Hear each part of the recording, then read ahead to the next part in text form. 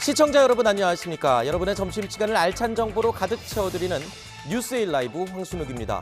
저희가 준비한 소식으로 오늘도 힘차게 문을 열겠습니다. 하반기 국회 원구성 협상이 난항을 겪고 있는 가운데 더불어민주당은 오후 2시로 예정된 본회의에서 의장단 단독 선출을 예고했습니다. 이에 맞서 국민의힘은 소속 의원들에게 비상대기령을 내리면서 여의도에서는 또다시 전운이 감돌고 있습니다. 윤석열 대통령의 국정 수행에 대한 부정평가가 긍정평가를 앞서는 데드크로스 여론조사 결과가 또 나왔습니다. 윤 대통령이 직무 수행을 잘하고 있다는 응답은 45%, 잘 못하고 있다는 응답은 51%로 나타났습니다. 김승희 보건복지부 장관 후보자가 오늘 자진 사퇴했습니다. 대통령실은 박순애 부총리 겸 교육부 장관 후보자에 대해서는 국회 공전이 장기화되면서 임명 강행에 무게를 두고 있습니다. 박지원 전 공동비대위원장의 당대표 선거 출마와 관련해 더불어민주당 비상대책위원회가 불가 판정을 내렸습니다. 박 전 위원장이 민주당에 입당한 지 6개월이 채 되지 않았다는 점을 지적하고 예외를 인정할 사유가 없다고 결론 내렸습니다. 저는 잠시 후에 다시 찾아오겠습니다. 뉴스에일 라이브 오늘 첫 소식 시작합니다. 자, 여야 원내대표가 어젯밤 늦게까지 심야 담판을 벌였습니다. 하지만 국회 원구성을 위한 합의점을 찾지는 못했습니다. 민주당이 오후 2시 본회의에서 단독으로 의장단을 선출할 수도 있다라고 밝힌 상태인데요. 현장 취재기자 연결해서 자세한 상황 알아보겠습니다. 자, 김묘빈 기자, 지금 국민의힘 의원들은 비상 대기 중이라고요? 네, 현재 국민의힘 의원들은 민주당 단독으로 의장단 선출하는 것을 막겠다며 국회에서 비상 대기 중입니다. 민주당은 오전까지 제대로 된 협상안을 가져오라고 국민의힘에 요구하고 있는데요.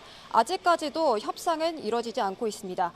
민주당은 잠시 뒤인 오후 1시 30분쯤 의원총회를 열어 의장단 단독 선출 여부를 결정할 방침입니다.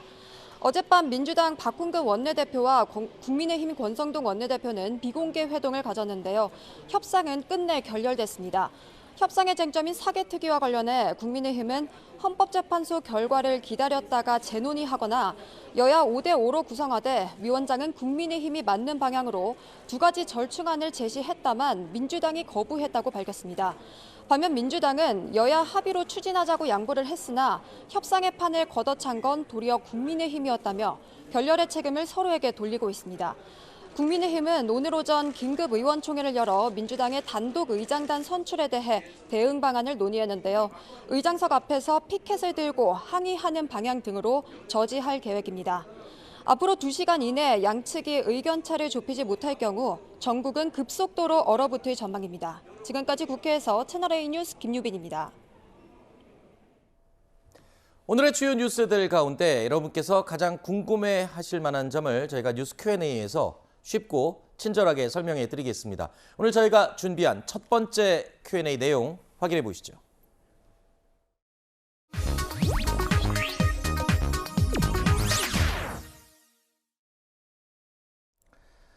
명쾌한 해설을 해주실 뉴스 전문가 두 분 소개합니다. 먼저 천하람 국민의힘 혁신위원 오늘 시간 함께하겠습니다. 안녕하십니까? 어서 오십시오. 네, 안녕하십니까? 자, 이어서 장윤미 변호사도 오늘 나오셨습니다. 안녕하십니까? 네, 안녕하세요. 네. 자, 여야 원내대표가 지난 5월 29일이었죠. 그 이후로 처음 협상 테이블에 마주 앉았습니다. 권성동, 박홍근 두 원내대표는 어제 두 차례 만났는데요. 자, 21대 국회 하반기 원구성 협상에 나섰습니다만 결국 합의를 도출하지 못했습니다. 자, 여야는 어제 구체적인 협상 내용은 공개하지 않았습니다. 하지만 양측이 이견을 좁히지 못한 핵심적인 부분이 있었던 건 사실인 것 같습니다. 어떤 점이죠? 네. 어떤 점이 가장 지금 의견 차이를 보이고 있습니까? 바로 사개특위 구성 문제입니다. 네. 이른바 검수완박 법안과 관련해서 그 후속적으로 입법 마무리를 해야 되는 절차적인 이런 과제가 국회에 남아있는 상황인데 사개특위 구성을 어떤 인원 배분으로 할 것인지 지금 국회 국민의힘 측에서는 5대5 동수로 하되 위원장은 국민의힘 측에서 가져가자라는 안을 권성동 원내대표가 내놓았는데 사실 국회 구성 어떤 비율이나 그리고 이 의장을 누가 가져가느냐에 따라서는 이 민주당이 받기가 힘든 안이었던 건 맞는 것 같습니다. 민주당으로서는 우리가 법사위원장직도 이 전 지도부에서 이 결론을 낸 부분과 관련해서 월권이라는 입장이었지만 그것도 철회하고 국민의힘 측에 주기로 하지 않았느냐. 그렇다면 대승적으로 사개특위와 관련해서도 민주당이 좀 수용할 수 있는 안을 내달라면서 이 평행선을 좁히지 못하고 있습니다. 네. 자, 민주당은 잠시 후죠. 이제 오후 2시에 국회 본회의를 단독으로 열어서 국회의장을 선출하겠다라고 입장을 고수하고 있습니다. 국민의힘은 입법 폭주를 일삼겠다는 선전포고라면서 이를 말리기 위해서 의원들을 비상대기시킨 상태인데요. 강하게 반발하고 있습니다. 국회법상 본회의 단독 소집 근거는 없습니다. 민주당은 원구성 협상과는 전혀 무관한 검수완박 합의 이행을 전제 조건으로 내세웠습니다. 우리 당으로서는 결코 수용할 수 없는 내용입니다. 민주당의 국회의장 단독 선출 강행은 절대 다수 의석으로 입법 폭주를 일삼겠다는 선전포고입니다. 의장 선출은 합의로 선출되는 것이 바람직하지만 국민의힘의 지연 전술에 더 이상 넘어갈 수 없다 이렇게 판단됩니다. 권성동 원내대표는 오늘 오전 중으로 제대로 된 협상안을 가져오셔야 합니다. 여당 원내대표다운 모습을 보여주실 것을 다시 한번 촉구합니다. 자, 민주당이 단독 본회의 소집을 오늘 예고했습니다.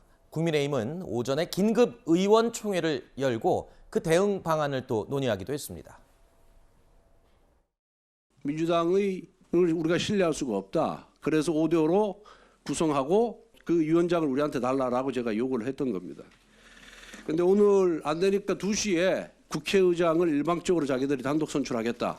이렇게 입장을 밝혀왔습니다. 어떻게 대처하는 방법에 대해서는 강령 투쟁에서부터 의사당 내에 들어가 샤우팅을 하고 의장석의 앞에 가서 샤우팅을 하고 그런 피켓팅도 하고 하는 방법부터 아니면 새로운 방법에 뭐가 있는 것인지까지 다 열어놓고 의원님들의 의견을 듣도록 그렇게 하겠습니다.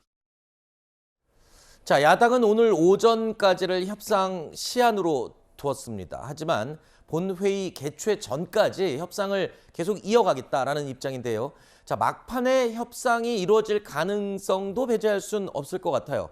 네, 저는 그런 가능성은 매우 낮은 상황이다. 그래요? 왜냐하면 지금 일단 권성동 원내대표도 네. 뭔가 샤우팅이라든지 피켓팅을 준비하고 있는 그런 상황이고요. 네.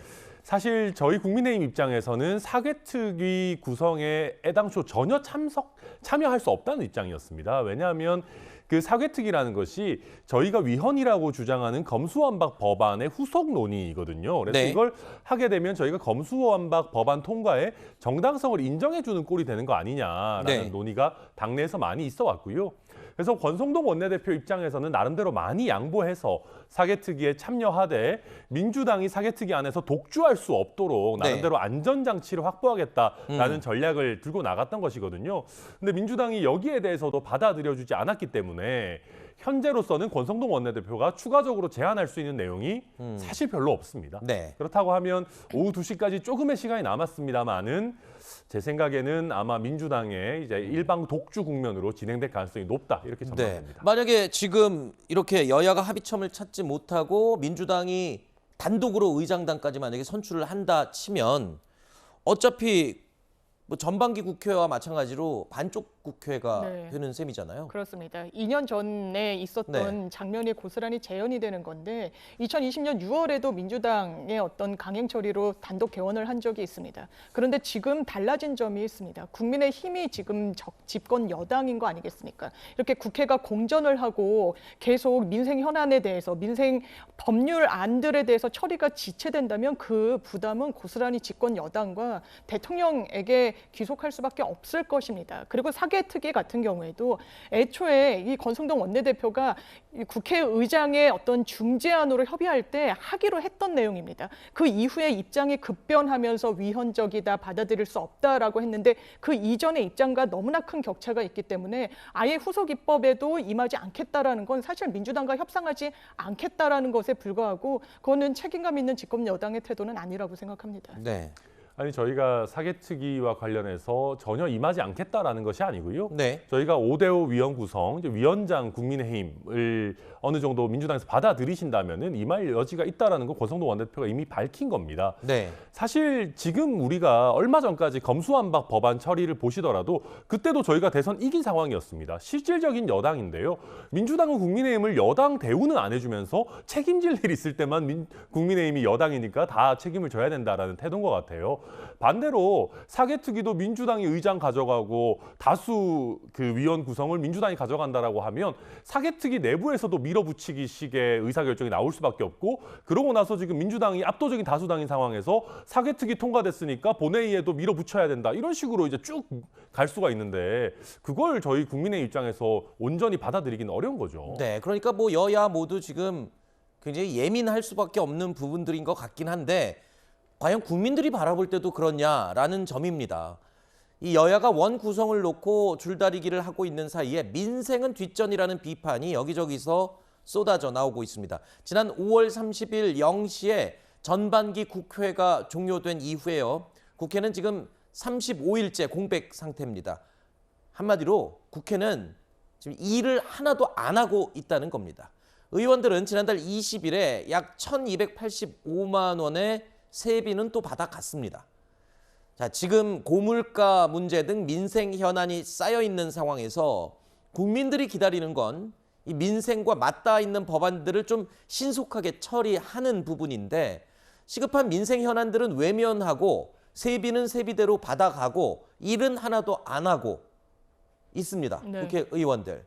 이게 옳은 겁니까? 굉장히 실망스러운 모습일 수밖에 없죠. 네. 뭐 여야를 떠나서 뭐 여당으로서는 당연히 국정 운영의 주체로서 굉장히 국민들 보시기에 좀 실망감을 안겨드릴 수밖에 없고 지금 민주당 같은 경우에도 국회에 절대 다수 의석을 점하고 있는 그런 제1야당으로서의 소임을 다하고 있지 않다라는 비판에서 또 자유로울 수 없는 부분이 있습니다. 지금 뭐 여러 의원들 해외에 뭐 출장을 간다 이렇게 외유성 출장을 많이 나가는 것도 언론에서 질타를 받고 있는데 이제는 시민들이 그리고 이 민생이 너무 어려워지면서 고통받고 있다라는 현실 감안해서 어떤 정치적인 이해관계를 떠나서 빨리 국회를 공전시키는 데에서 벗어나도록 노력해야 될 거라고 생각합니다. 네.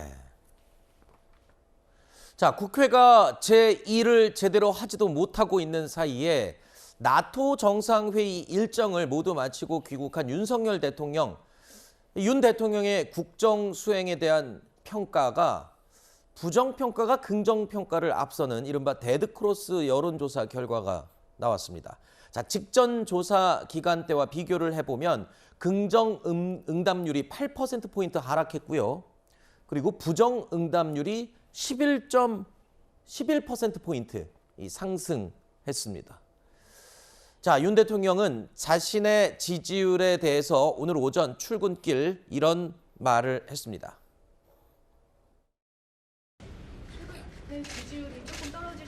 저는 뭐 선거 때도 선거운동을 하면서도 지지율은 별로 유념치 않았습니다. 별로 의미가 없는 것이고 하여튼 제가 하는 일은 국민을 위해서 하는 일이니까 오로지 국민만 생각하고 열심히 해야 된다는 그 마음만 가지고 있습니다. 네, 뭐 항상 그렇다고 할 수는 없지만 보통 대통령이 해외 순방을 다녀오면 지지율이 좀 오르는 이 경우가 많이 있지 않습니까? 그리고 또 개의치 않는다고 얘기를 했긴 했지만 네.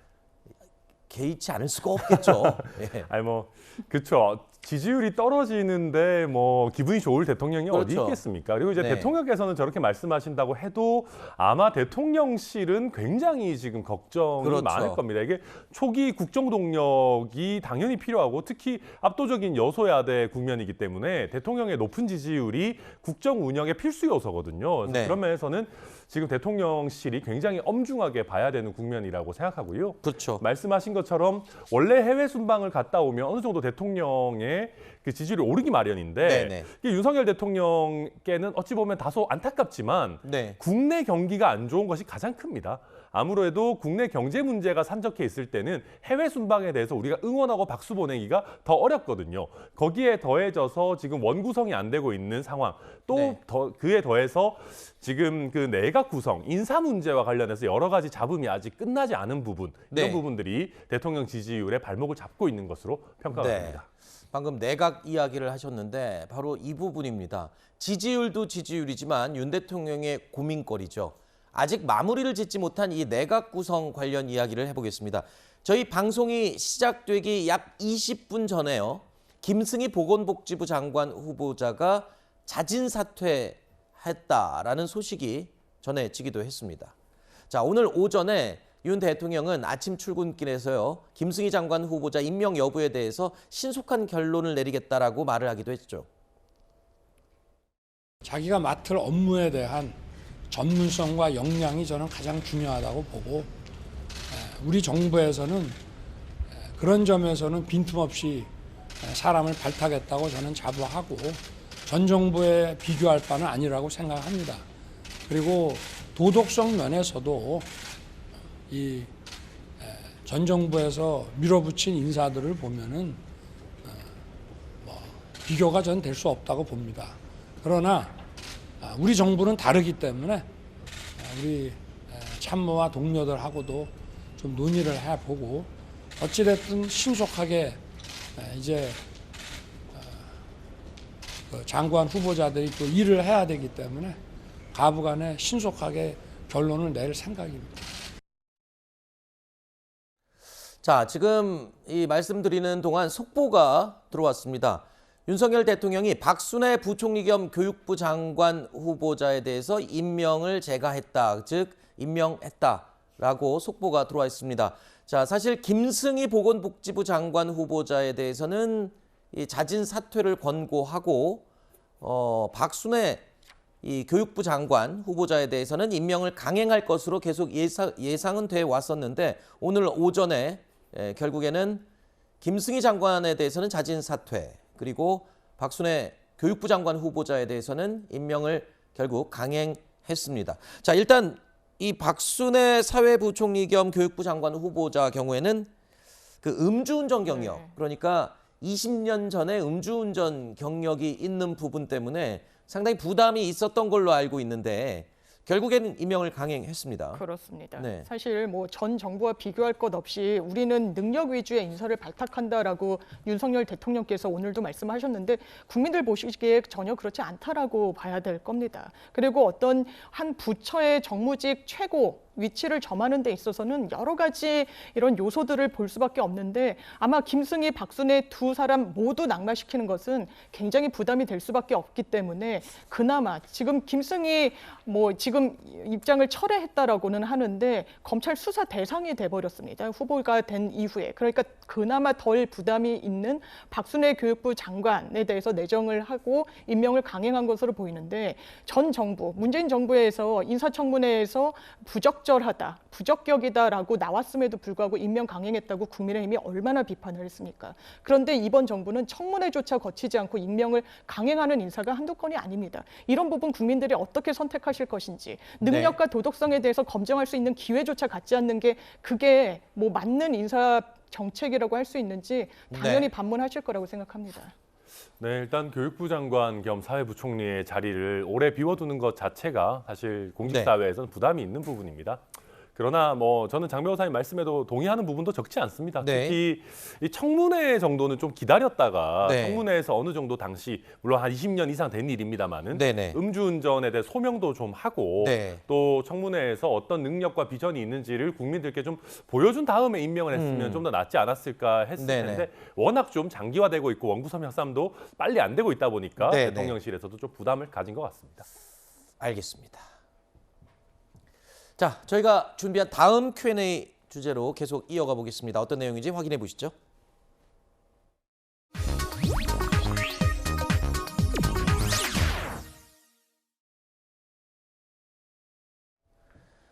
국민의힘 이준석 대표의 정치적 운명을 결정할 당 윤리위가 이제 사흘 앞으로 다가왔습니다.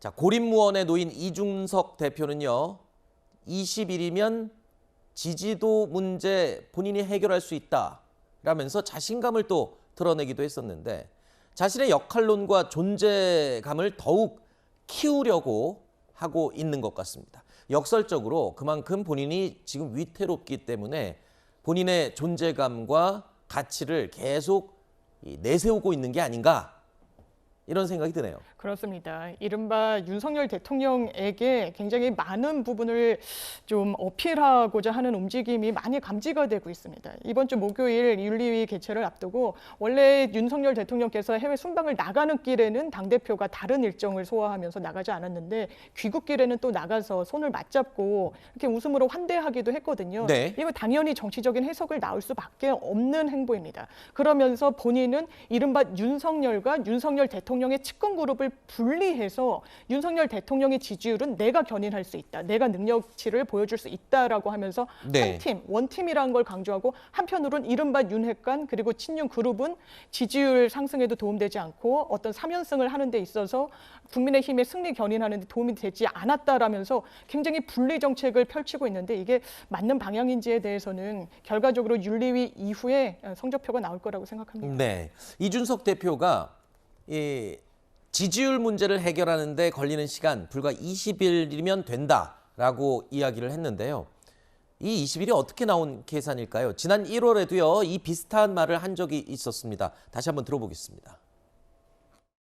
여론조사에서 야권 단일 후보 선호도 안철수 후보가 오차범위 바뀌지만 앞섰는데 앞으로 좀 어떻게 보시는지. 우리 후보가 지금 다소간 하강 국면을 겪는 상황 속에서 이루어진 조사들이기 때문에 또 지난주 또 우리 후보가 다시 급격한 상승들을 보이기 시작했기 때문에 그런 수치도 당연히 변할 것이다 이렇게 보고 있습니다. 다시 말하지만 60일이면 충분합니다.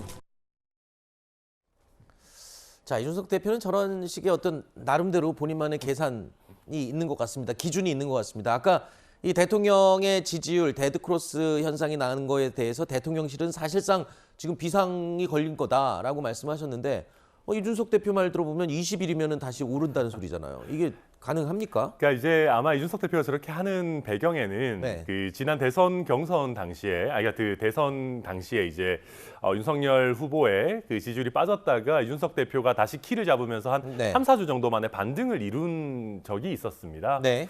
지금 그래프에서도 보이듯이 한 3주 정도 만에 이제 지지율 저게 격차를 과거죠. 회복한- 이제 네, 과거의 맞습니다. 대선 때 네, 대선 지지율입니다. 당시 후보 지지도인데요. 네. 그랬던 경험이 있는 것이고 그리고 이준석 대표는 아마 본인 스스로 어느 정도 본인이 민심을 잘 읽는다라는 자신감이 있는 것 같습니다. 네. 이게 이제 4.7 재보궐부터 시작해서 3번의 큰 선거를 연달아 이겼었기 때문에 네. 어떤 자신감의 표현이 아닌가 싶고요.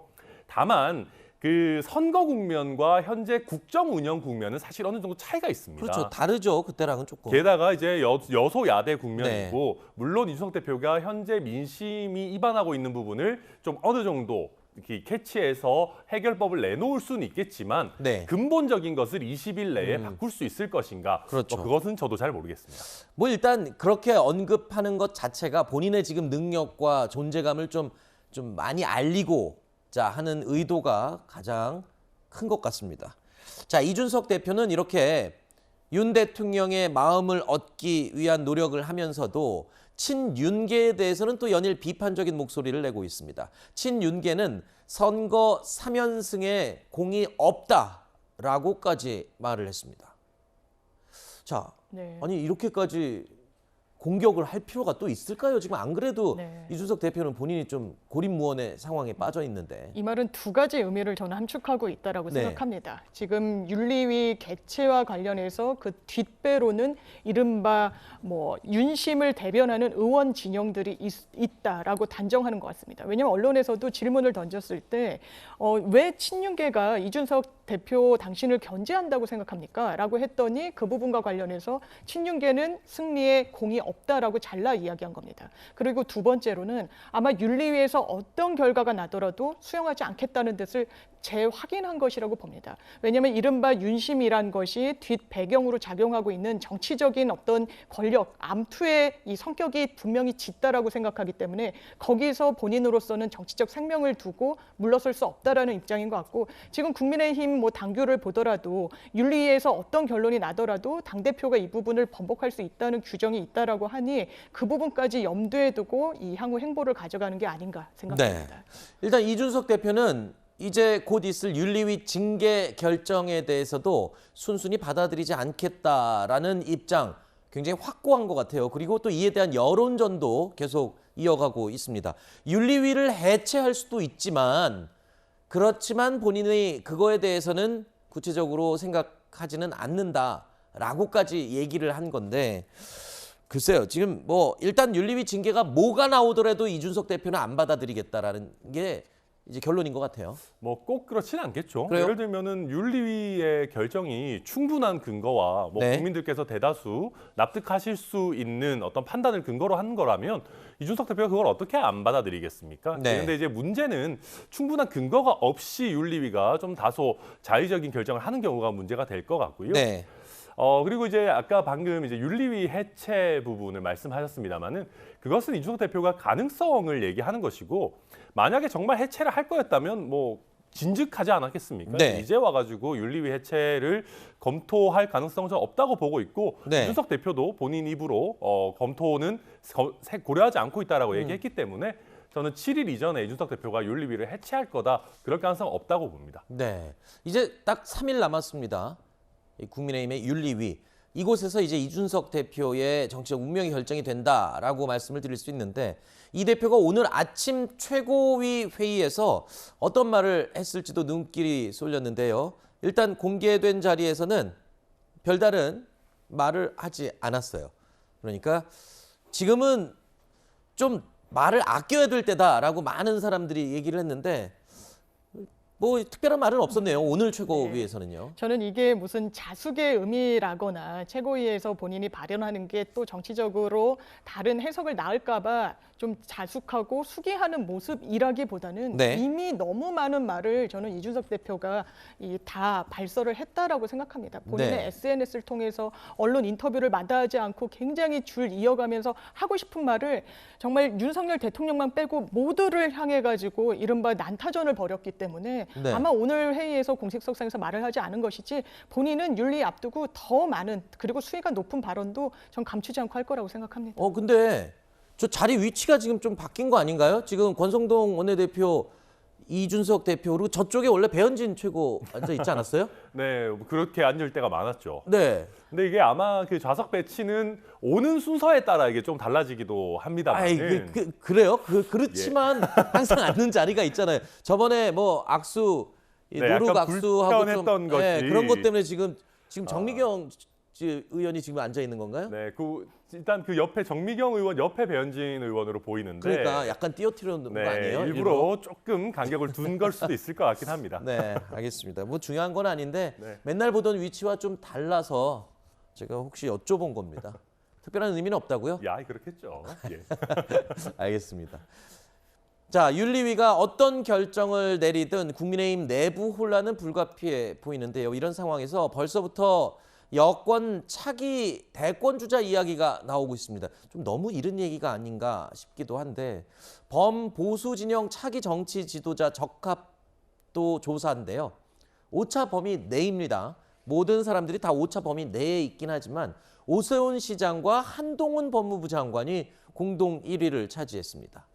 자, 한동훈 법무부 장관의 여론조사 결과 굉장히 빠르게 치고 올라오는 거 아닌가요? 지금 얼마 전에 첫 여론조사에서 곧장 3위로 등장을 했는데 지금 벌써 1위로 지명이 되고 있군요. 일단 기본적으로 보수 진영 유권자들이 좋아할 만한 요소를 두루 갖추고 있습니다. 네. 한동훈 장관. 뭐 어떤 그 살아온 궤적이라든지 뭐 여러 학력이라든지 능력이라든지 또 외모까지도 굉장히 반듯한 엘리트의 분위기를 풍기거든요. 그래서 기본적으로 호감이 가는 부분이 분명히 있고요.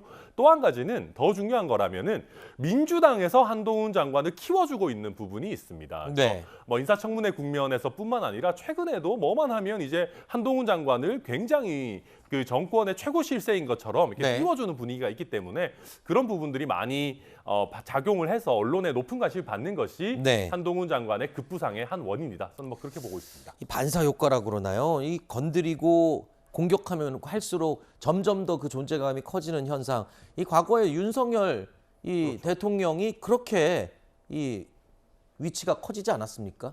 자, 한동훈 장관은 앞서서 대선 주자 선호도 조사에 이름이 오르는 것에 대해서는 제 할 일을 열심히 하겠다라고만 했는데요. 그때 목소리 다시 한번 들어볼까요? 취임 한 달 되셨는데 소회 한번 여쭤보겠습니다. 아직 한 달 안 되지 않았나요? 근데 지금은 제가 소회를 말할 단계가 아니고 일을 열심히 할 단계라고 생각합니다. 저나 저희 법무부는 할 일을 열심히 잘 하고 싶은 생각입니다. 한마디로 잘 하고 싶은 생각입니다. 지켜봐 주십시오. 제가 자세히 안 봤고요. 저는 제 할 일을 열심히 하겠습니다. 자, 범진보 진영의 차기 정치 지도자는 누가 꼽혔을까요? 보시는 것처럼 압도적으로 이재명 의원이 1위를 차지했습니다. 자, 이와 비교를 해본다면 범보수 진영의 이 차기 지도자로 거론되는 인물들의 차이는 다 오차범위 내에서 아주 거의 차이가 없다고 봐야 될 것 같아요. 여러 명들이 이 각축을 벌이고 있다면 자, 진보 진영의 차기 지도자는 그냥 압도적이군요. 네. 대안이 없는 것 같습니다. 이게 민주당으로서는 뭐 당연히 긍정적인 신호로 보긴 좀 어렵겠죠. 그렇죠. 예.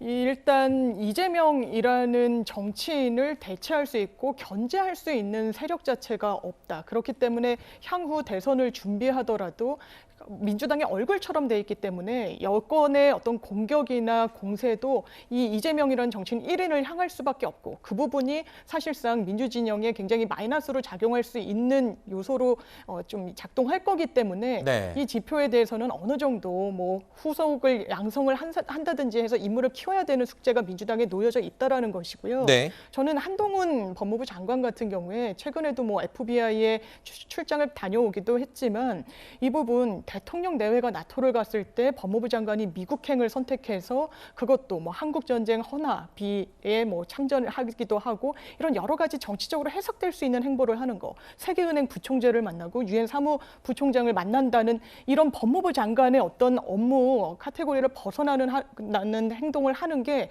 과연 윤석열 대통령 지금 지지율 하락이라고 계속 저희도 지적을 하고 있는데 이 국면에서 좋은 신호로 받아들일까 상당히 좀 의문입니다. 알겠습니다. 자, 저희가 준비한 다음 Q&A로 계속 이어갑니다. 어떤 내용인지 제목 확인해 보시죠.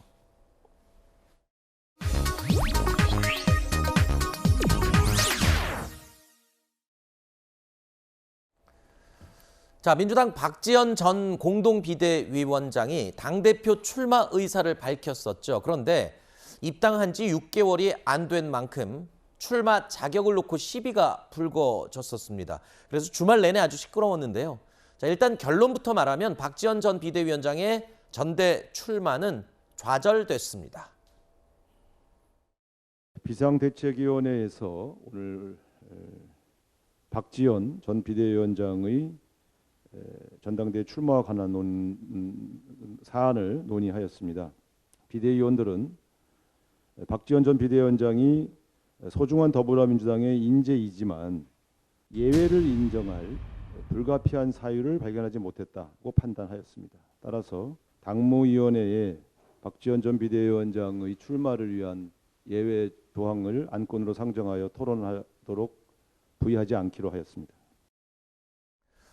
자, 그러니까 박지원 전 비대위원장이 당대표 출마 의사를 본인이 밝히면서 본인이 원래 6개월이 되지 않았기 때문에 예외 규정을 적용해서 출마를 허용하게 해달라라고 주장을 한 건데 민주당에서 아니 왜 박지원 전 비대위원장한테만 예외를 적용하냐.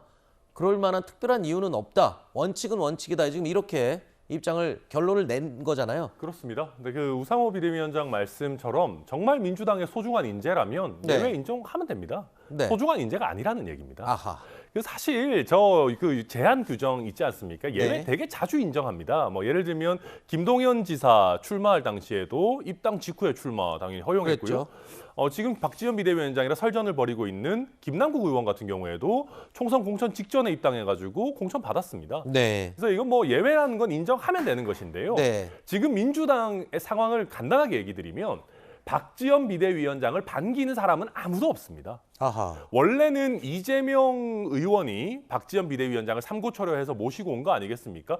그런데 박지원 전 비대위원장이 이제는 이재명 의원과도 각을 세우면서 이재명 의원 불출마해야 된다. 네. 오히려 이재명 의원의 사법 리스크에 당이 휘말릴 수 있다라고 얘기하고 있어요. 네. 이렇게 하고 있다 보니까 박지원 비대위원장의 얘기를 반기는 사람이 당내에 아무도 없습니다.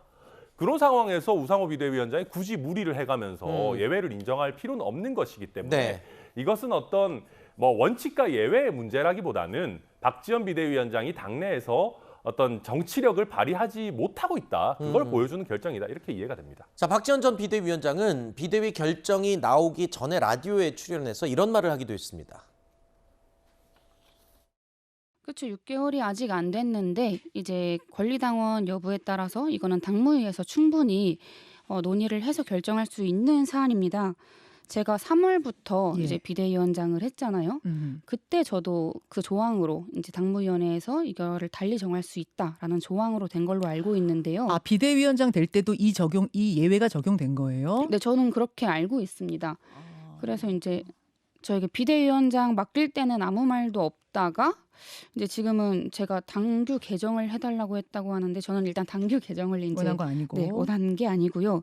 이미 있는 내용이에요. 비대위원장으로 당이 부를 때 적용했던 그 조항을 이번에도 그대로 적용해 주십시오라는 말씀인 거예요. 그때 적용을 했던 거를 이제 해달라기보다는 이렇게 달리 정할 수 있다는 규정이 있으니까 이번에도 이제 당에서 판단을 해달라라는 말씀인데요. 자, 그러니까 박지원 전 위원장은요.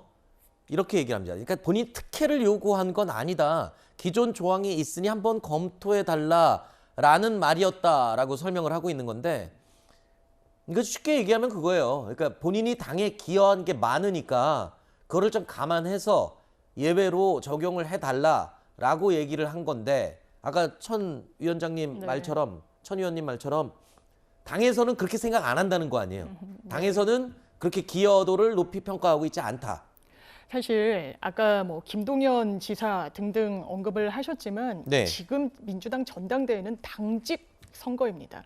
전국 단위 선거를 치를 때는 외부 인사를 영입하기도 하죠. 꼭 당원 아닌 사람들을 이제 인재로 모셔오기도 하는데 김동연 지사 같은 경우에는 당대당 통합이 있었고요. 이런 여러 맥락이 있는데 물론 박지원 전 비대위원장이 이야기한 대로 최고위원 내지는 당대표 선거에 나가는 인물, 지금 당규 4호를 보면 민주당 이 권리당원이어야 됩니다. 그리고 권리당원의 요건은 당비를 6개월 이상 이제 납부를 한 사람에 한정이 됩니다. 본인은 그 요건에 충족이 되지 않습니다. 물론 당무위의 의결로 달리 정할 수 있다라는 규정이 있긴 하지만 이런 당직 선거를 하는 데 있어서 그 예외로 둘 만큼 박지원 전 위원장의 어떤 예외성을 인정할 만한 것인지 그 부분에 대해서는 의문표가 펼쳐지는 부분이 있고 비대위원장직은 말 그대로 이 비상대책위원장이라는 직책이기 때문에 이런 거에 예외로서 인정이 됐던 거지 그때는 맞고 지금은 적용되지 않는다라는 논리도 맞지는 않습니다. 뭐 일단 비대위에서 오늘 결정을 내렸습니다. 출마 불가라고 아예 결론을 못을 박았기 때문에 뭐 굳이 더 얘기를 할 필요가 있을까 싶지만 이렇게 출마가 무산되기는 했지만요. 박지원 전 비대위원장의 출마 선언에 출마 자격을 가지고 명백히 공정과 상식에 반하는 일이다라면서 좀 겸손하라는 비판이 쏟아졌습니다. 자, 그러면서 이 비판이 지금 민주당 내부에서 나온 비판입니다. 지금까지 박 전 비대위원장이 비판해왔던 이른바 그 낡은 정치, 그 낡은 정치를 본인이 지금 똑같이 행동하고 있는 거 아니냐 이런 비판까지 나오고 있는 셈입니다. 자, 박지원 비대위원장의 이 출마를 두고 민주당 내부에서 이렇게 너무 강하게 비판을 하니까 깜짝 놀랐습니다. 그러니까 일단 이거는 다른 것보다도 민주당 지지층, 민주당 당원들도 박지원 비대위원장을 별로 안 좋아하기 때문입니다. 그러니까요. 그러니까 전당대회 앞두고 뭐 김남국 의원도 최고위원 출마 지금 얘기가 나오고 있고 다양한 당내에서 그 있는 분들이 결국 당원들의 눈치를 조금 봐야 되는 시점이거든요. 그런데 박지원 전 비대위원장 같은 경우는 당원들이 굉장히 아끼는 최강욱 의원에 대해서도 강한 징계를 이제 거듭 촉구하기도 했고 네. 조금 거슬러 올라가 보자면 지난 지방선거 막바지에 당내 분란을 야기하면서 지방선거 참패의 결정적인 원인이 됐다라는 얘기까지 나오거든요. 네. 그러다 보니까 일단 기본적으로 민주당 내의 의원이든 당원이든 네. 별로 반기는 사람이 없습니다. 네. 감싸주는 사람도 없는 겁니다. 밥 사주는 사람이요? 아니, 감싸주는. 아, 감싸주는 사람. 아, 제가 잘못 들었습니다. 자, 특히 전날 박 전 비대위원장을 향해서 겸손하라는 비판을 했던 김남국 의원. 이 김남국 의원은요, 어떤 자격이 있는지부터 좀 돌아보라면서 강도 높은 비판을 이어갔습니다. 그 조직과 동아리에 굉장히 많이 헌신하고 사랑하고 애정하고 아끼는 그 마음이 있어가지고 누구라도 그 조직 구성원들이 고개를 끄덕이면서 야, 그래, 너 그 회장 할 만한 자격이 있다라고 인정해주는 사람이 나가는 게 맞잖아요. 그런 측면에서 과연 이런 어떤 큰 민주당 정치 조직이 아니라 조그만 어떤 동아리에 대비를 하더라도 그런 어떤 당 대표로서 회장으로서의 어떤 자격이 있는지 이거부터 먼저 돌아봐서 다시 판단해봐야 되지 않나 생각이 듭니다. 자, 박지원 전 비대위원장 이 문제뿐만 아니라요. 지금 이런 식으로 또 존재감을 드러내는 일이 있었습니다. 이재명 의원. 사실 이재명 의원이 본인을 발탁했다는 사실은 많은 사람들이 다 알고 있는 사실인데 박지원 전 비대위원장이요. 지금 이재명 의원을 직격하면서 이재명 의원의 불출마론까지 거론을 하는 겁니다. 수사와 관련해서도 문제가 좀 많다라면서 이재명 의원을 향한 이 발언들을 꺼내기도 했습니다. 네, 대선 이후 지선을 거치면서 좀 이재명 의원이 달라졌다라고 좀 생각이 들더라고요. 이재명 의원에게 지금 얽힌 문제들이 많이 있지 않습니까? 뭐 이제 수사 관련해서도 너무 문제가 많은데 이재명 의원이 당대표가 됐을 경우에 그러면 우리 당은 이거를 방어하기 급급할 텐데 그렇게 되면 또다시 민생은 실종되고 또 이제 정말 정쟁으로만 이제 비춰질까 하는 그런 우려들이 크기 때문에 이제 그런 지점도 좀 국민들께서 잘 고려해 주실 부분이라고 생각을 하고 있습니다. 자, 박 전 위원장의 이재명 의원 불출마론 언급에 대해서 이재명계로 불리는 김병욱 의원은 이렇게 이 부분을 해석했습니다. 들어보시죠.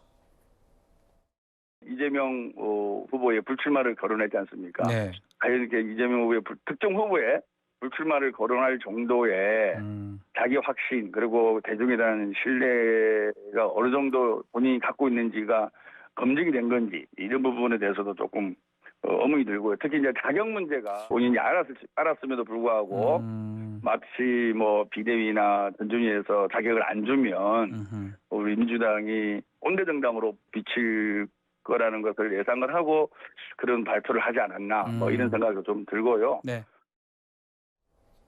자, 박지원 전 위원장 최근까지 이 민주당 내의 팬덤 정치에 대해서 상당히 강하게 비판을 하면서도 또 이른바 이재명 의원의 강성 지지층인 개딸들에 대해서는 이렇다 할 비판을 하지 않아서 너무 이중적이다 이런 비판이 있기도 했어요. 근데 지금 이재명 의원에 의해서 발탁된 인물인 본인이 또 이재명 의원을 향해서 지금 출마하지 말라는 불출마 주장을 했거든요. 정체가 뭡니까? 이거 뭐 어떤 의도가 있는 겁니까 도대체? 저는 뭐 박지원 비대위원장의 이런 이야기는 굉장히 상식적인 이야기라고 생각합니다. 네. 사실 민주당 내에서 뭐 굉장히 상식적인 얘기를 잘 하세요. 네. 지난 선거 때도 보면 그런 얘기 하시는데 문제는 타이밍과 정체성 그리고 본인이 그런 말을 하실 수 있는 자격 이런 부분들에 대한 검토가 충분히 된 거냐라는 게 좀 아쉬운 지점이고요.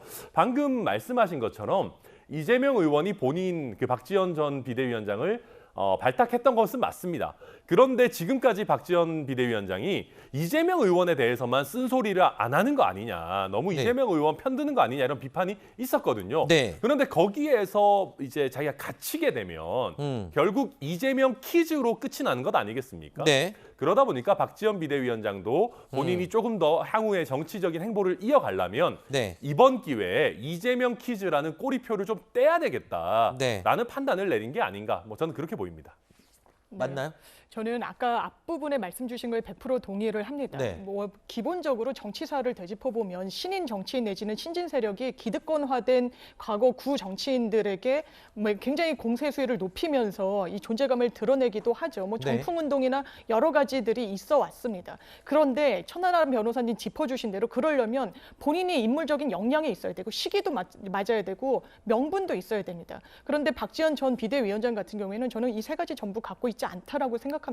반대를 위한 반대, 자기 정치를 위한 공세 수위 높이는 이런 부분은 당원이나 국민들께 평가받기가 어렵습니다. 지금 이재명 의원에 대해서 반대 목소리 높일 수 있지만 그것도 지금 언론 인터뷰를 통해서 이야기하는 것을 보면 정치적인 수사가 계속되면 우리는 방어를 하고 국민의힘 측에서는 공세를 펼치는 그림이 펼쳐질 것 같다. 이게 어떻게 구 정치인에 대해서 반대를 하는 그 근거가 될 수 있겠습니까? 정치적인 어떤 수사라고 생각이 든다면 그 부분과 관련해서는 맞서는 게 맞는 방향이겠죠. 그래서 이 정치적인 역량이 상당히 부족하기 때문에 기본적으로 여기까지 오게 된 게 아닌가라고 저는 생각합니다.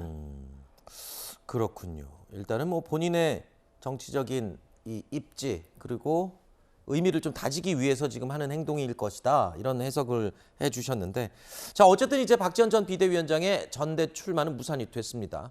자 이렇게 되면 민주당의 차기 당권 구도는 이재명 의원 그리고 97그룹, 97그룹에서는 요즘 속속 잇따라서 출마 선언을 하는 사람들이 많이 생기고 있죠.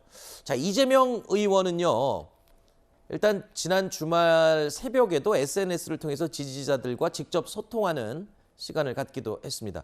비교적 가벼운 주제를 두고 이 문답이 오고 가는 그런 분위기였다고 하는데, 일단 뭐 97그룹들이 출마 선언을 줄줄이 한다고는 하지만 많은 분들이 이 이재명 대세론에 대해서는 크게 영향을 끼치지 못할 거다 이렇게 평가를 하고 있더군요. 그렇습니다. 어대명이라는 말도 나오고 있죠. 어차피 대표는 이재명 의원이 되는 거 아니겠느냐라고 하지만 그래도 전당대회를 어떤 계기로 민주당의 이른바 97그룹들, 뭐 강훈식, 강병원, 박용진 의원 이미 출사표를 던졌는데 새를 구축할 수 있다라고 생각합니다. 그리고 막판에 단일화를 해서 또 견제를 할 수도 있는 부분이 있고 그렇기 때문에 이재명 의원 같은 경우에도 상당히 이 부분 신경을 써야 되는 부분이라고 생각이 드는 부분이 있고, 또 증문즉답을 하는 과정 중에서 정치를 한 걸 후회한다 이런 부분이 또 정치적인 해석을 낳기도 했는데, 아마 지금 정치적으로 아주 평탄한 길을 가고 있는 상황은 아니다 보니까 이런 신경을 토로한 게 아닌가 해석이 됩니다.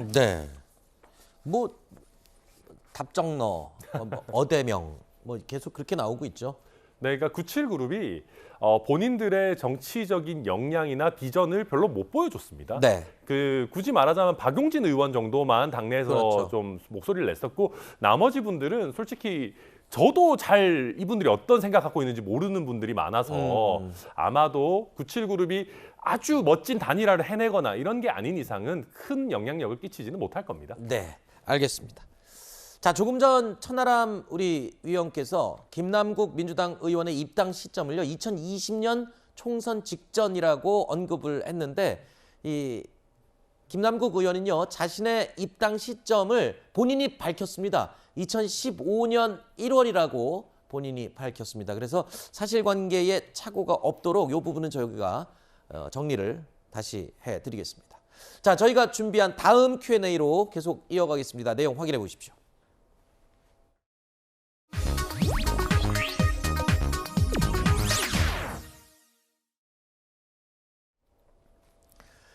자, 수도권 일부 지역이요. 지금 때 아닌 벌레와의 전쟁을 벌이고 있습니다. 주민들을 불편하게 만드는 이 벌레는요. 매년 보이던 모기나 파리가 아니고 이름도 생소한 러브버그라고 합니다. 우리말로는 사랑벌레라고 하는데 영상으로 먼저 보시죠. 자, 오전부터 마당을 쓸고 있는 한 주민의 모습입니다. 주민이 쓸어 담고 있는 것이요, 바로 다름 아닌 벌레 사체입니다. 까만 벌레 사체인데 이 벌레는요, 사람의 몸에도 저렇게 날아와서 달라붙어 기어 다닙니다. 벌레의 숨격은 가정집, 상가를 가리지 않는데요. 편의점 출입문 보십시오. 자, 아이스크림 냉동고 위까지 저렇게 까맣게 벌레 사체로 가득합니다. 이 벌레 정체는 지난주부터 경기도 고양시와 서울 은평구에 때로 등장하고 있는 이른바 러브버그, 사랑벌레라고 합니다. 이 갑자기 때로 출몰하는 이 러브버그 습격 때문에 주민들은요, 무더위에 문도 열지 못하고 있는데요. 주민들의 목소리 들어보시죠. 아침에 출근하다가 와서 이제 지하에 물을 풀려고 하니까요, 새까맣게 있었어요. 그럼 그래, 바닥에 방충망이 막 새까맣게 달라붙어갖고 목양이로 막 아침에 다 뿌려갖고 쓸어냈어요. 사람 몸에 붙고 하니까 좀 깝깝하죠. 밖에 있으면 날라 붙어요.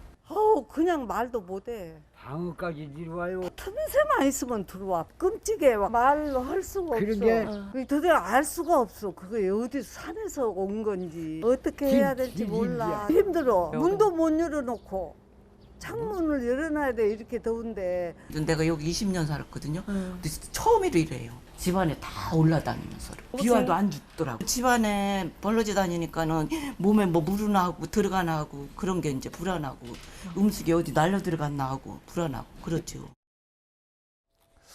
자, 이름은 이 러브버그예요. 사랑벌레. 이게 뭐 어떤 벌레입니까? 왜 이름은 또 사랑버그입니까? 일단 암수가 짝짓기를 할 때 한번 이제 붙으면 떨어지지 않는 습성을 갖고 있어서 이른바 뭐 사랑벌레다라고 짝짓기를 하면서 있는데, 둘이 붙은 채로 날아다니는군요. 예, 그렇게 비행까지 한다라고 네. 합니다. 그래서 우단 털파리과의 한 종류인데 사람을 뭐 쏘거나 물거나 아니면 뭐 독성을 퍼뜨리거나 질병을 옮기거나 하지는 않는데, 아하. 일단 모습 자체가 그렇게 좀 혐오스럽다 이렇게 이야기해 주시는 분들이 많이 있으시고요. 네. 또 두 마리가 같이 붙어 다니다 보니까 더 좀 좋지 않다라고 이야기를 하는데, 아무래도 이 부분과 관련해서 이 뭐 습한 지금 상황, 그리고 비가 굉장히 많이 왔던 최근에 이런 환경 변화 등으로 인해서 번식력이 좋기 때문에 더욱 기승을 부리고 있는 것 같습니다. 지금 뭐 경기도 고양 그리고 은평구 뭐 이쪽에서 지금 발생을 했는데, 지금 보니까요,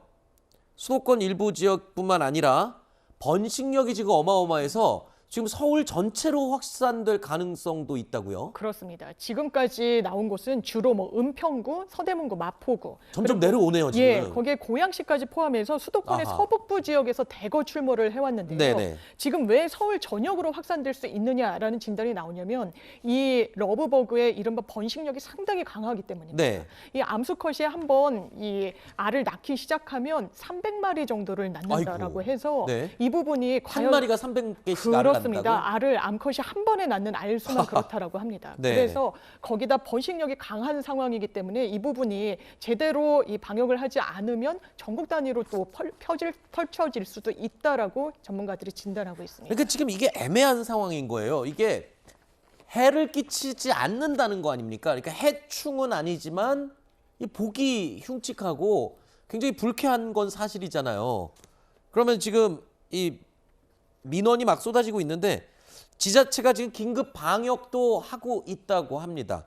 자, 방역 관련해서 한번 이야기를 들어볼까요? 민원이 엄청 많이 발생됐기 때문에 거기에 따라서 우리 계속 지금 현재 주말에도 계속 지금 현재까지 하고 있는 상황이고요. 알려진 바로라면은 저희가 미국에서 이게 원래 있던 벌레인 것 같아요. 어떻게 우리나라에 유입되는지 그건 경로는 모르겠는데, 아직 공식적으로 어떤 그 벌레에 대해서 정확하게 있던 자료는 없습니다. 근데 지금 현재까지 우리가 알려진 바로는 실제적으로 사람에게 직접적으로 위해를 가지는 않는 거고요. 다만 이게 너무 번식을 하다 보니까 혐오감, 불편함을 초래하는, 그렇기 때문에 그래서 저희가 지금 방역에 최선을 다하고 있는 실정입니다. 전문가들은요, 이게 퇴비에서 비롯됐을 가능성이 있다고 설명을 하고 있습니다.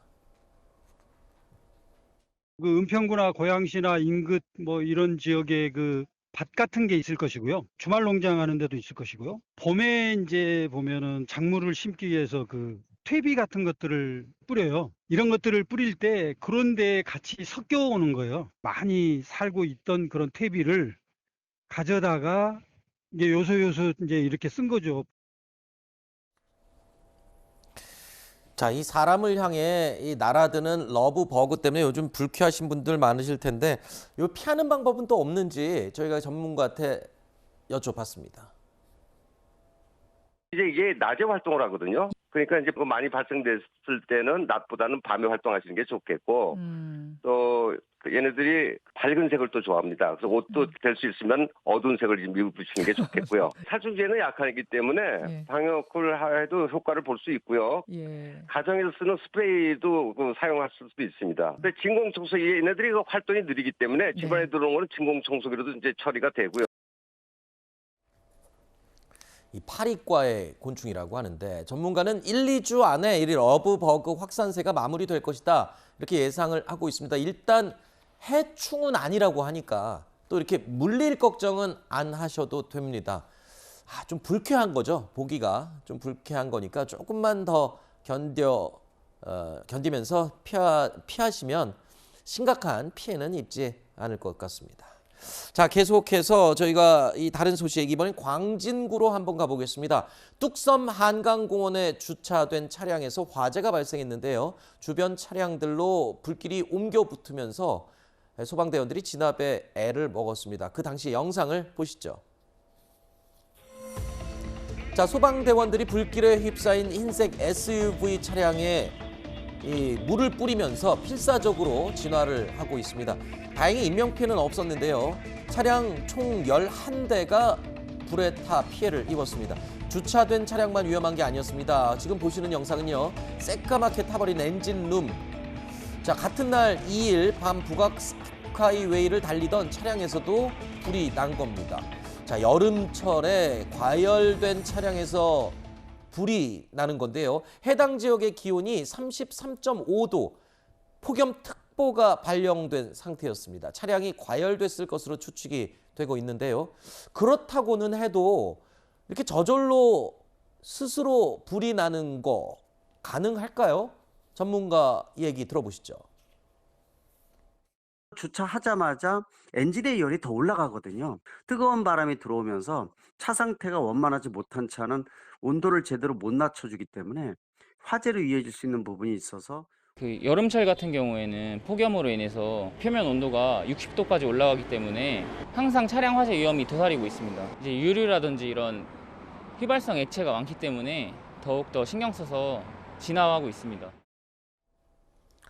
자, 햇빛 아래 주차를 해두면 차량이 과열된다는 것, 뭐 누구나 아는 상식이죠. 그런데 이렇게 불까지 날 수 있다는 상황, 지금 휴가철이어서 여기저기 많이들 다니실 텐데 야외 주차하시는 분들은 반드시 그런 부분을 염두를 해야 될 것 같습니다. 해당 운전자 말로는 경찰에서 이렇게 얘기를 했대요. 시동을 걸자 에어컨에서 불꽃이 튀면서 불이 났다. 지금 이렇게 얘기를 했는데 휴가철이어서 이런 정보는 상당히 좀 알고 대비를 해야 될 것 같습니다. 그렇습니다. 야외 활동 차량 이용해서 가시는 분들 워낙에 많은데 지금 폭염이 기승을 부리고 있어서 에어컨 굉장히 장시간 틀어놓으시는 경우들이 많습니다. 이 에어컨을 무리하게 가동하게 되면요. 엔진이 쉽게 과열될 수 있기 때문에 잠깐 껐다가 다시 가동하시고 이러면 화재의 위험도를 상당히 낮출 수가 있고요. 또 엔진 오일을 굉장히 뜨거워졌을 때 냉각수가 부족하면 이 열기를 식힐 수가 없어서 또 화재로 이어질 수가 있으므로 에어컨과 관련한 냉각수 부족하지 않도록 사전 점검 꼭 하실 필요 있고 또 차량 안에 뭐 라이터나 이런 불이 붙을 수 있는 물건은 가급적 여름에는 두지 않으시는 게 필요합니다. 들으셨죠? 이 부분 유의하시고 즐거운 여름 휴가 다녀오시기 바랍니다.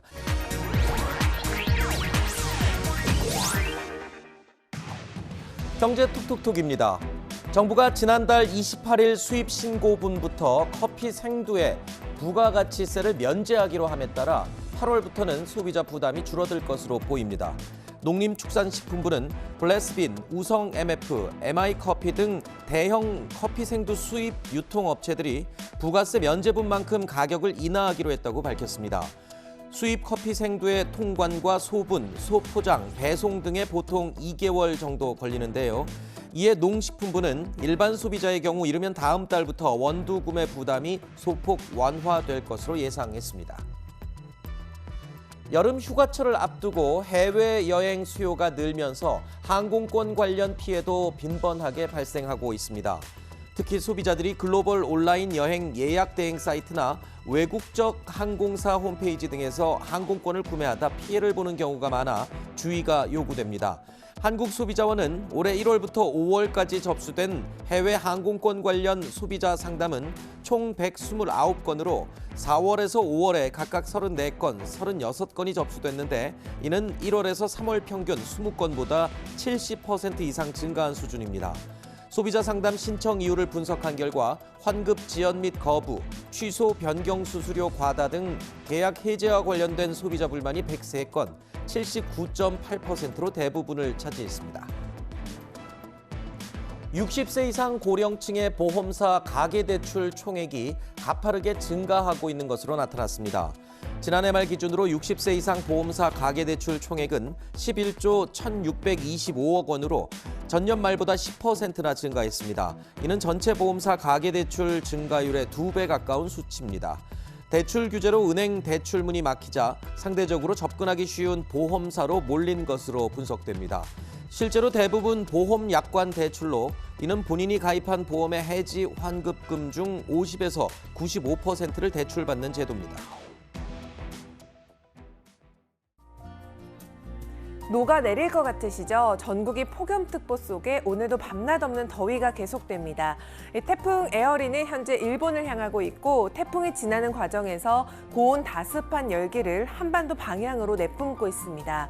오늘 낮에는 볕까지 강해서요. 열기는 갈수록 쌓이겠습니다. 보시는 것처럼 서울 등 내륙 많은 곳에는 폭염 경보가 발효 중인데요. 오늘 서울과 대구는 35도, 강릉 33도까지 오르겠습니다. 현재 온열 질환자는 작년 대비 약 2배쯤 많아서 올해는 열사병 대비를 더욱 철저히 해주시길 당부드립니다. 태풍이 지나면서 남해안과 제주도에는 오늘 바람이 강하게 불겠고 너울도 우려됩니다. 곳에 따라서 강한 비바람이 예상돼서 대비 잘 해주셔야겠습니다. 오늘 내륙에는 구름이 많겠고요. 전국 많은 곳에 오후부터 밤사이 요란한 소나기가 지날 텐데요. 많은 곳에는 60mm 이상이 집중되겠습니다. 이번 폭염은 목요일 전국에 장맛비가 내리면서 한층 꺾이겠습니다. 날씨였습니다. 월요일 뉴스 에일 라이브 여기서 마치겠습니다. 전 내일 점심시간에 다시 찾아뵙겠습니다. 고맙습니다.